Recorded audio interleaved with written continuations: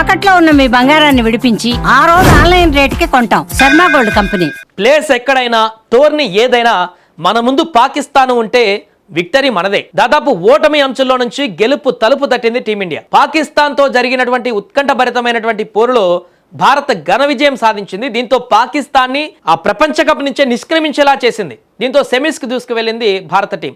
పాక్ పై గెలుపుతో భారత్ అద్భుతమైనటువంటి విజయాన్ని సాధించి సెమీస్ కి చేరుకుంది.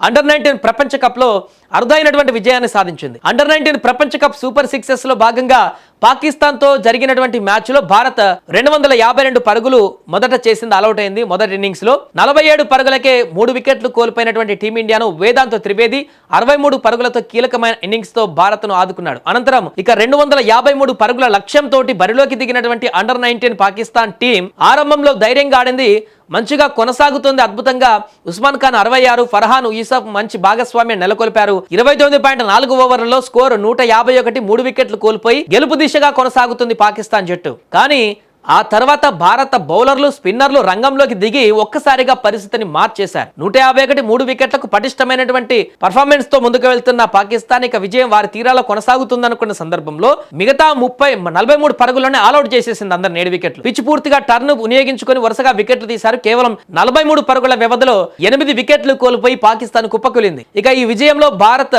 వరల్డ్ కప్ సెమీస్ లోకి ఎంటర్ ఇచ్చింది. అండర్-19 లో సెమీస్ లో ఆఫ్ఘనిస్తాన్ తో తలపడుతుంది. ఆ ఒక్కమొట్టి గెలిస్తే ఇక ఫైనల్ కి వెళ్లే అవకాశం ఉంది.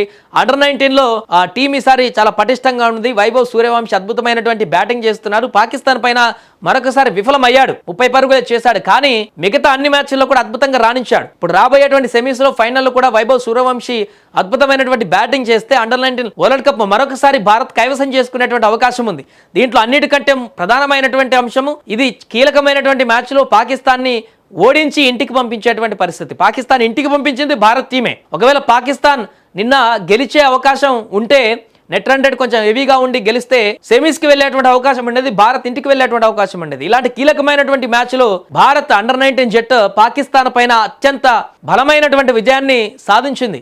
క్లిష్టమైనటువంటి పరిస్థితుల్లో పూర్తిగా ప్రెషర్ ఎక్కువగా ఉన్నటువంటి పరిస్థితులను కూడా డిఫీట్ చేసి పాకిస్తాన్ జట్టుని పూర్తిగా ఢీలా పడేలా చేసింది.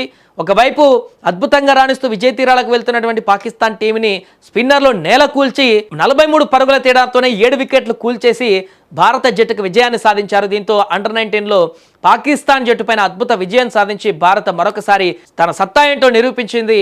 ఇప్పుడు సెమీస్లోకి ఎంట్రీ ఇచ్చింది. సెమీస్లో కూడా అద్భుత ప్రదర్శన చేసి అక్కడ కూడా గెలిచి ఫైనల్కి చేరుకోవాలని కూడా కోరుకుందాం.